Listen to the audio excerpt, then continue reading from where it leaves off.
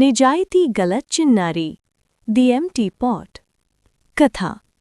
చాలా కాలం క్రితం ఒక రాజు తన వారసుడిని ఎంచుకోవడానికి ఒక పోటీ పెట్టాడు.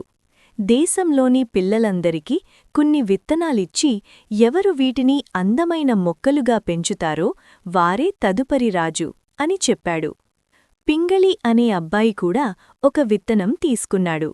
వారం గడిచింది, నెల గడిచింది. అందరి కుండల్లో మొక్కలు వచ్చాయి, కాని పింగళి కుండలో ఏమీ రాలేదు.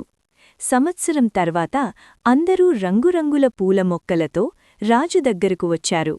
పింగళి మాత్రం ఖాళీ కుండతో తలదించుకుని నిలబడ్డాడు. రాజు అందరి మొక్కలను చూసి చివరకు పింగళిని పిలిచాడు. పింగళి భయపడుతూ, నేను రోజూ నీళ్లు పోశాను, కాని మొక్క రాలేదు అన్నాడు. రాజు నవ్వి, నేను మీ అందరికీ ఇచ్చింది ఉడకబెట్టిన విత్తనాలు, అవి ఎప్పటికీ మొలకెత్తవు. మిగతా వారంతా వేరే విత్తనాలు నాటి నన్ను మోసం చేశారు. కేవలం పింగళి మాత్రమే నిజాయితీగా ఉన్నాడు అని చెప్పి అతడిని రాజుగా ప్రకటించాడు. నీతి, మోరల్: నిజాయితీయే అన్నిటికంటే గొప్ప మార్గం. Honesty is the best policy.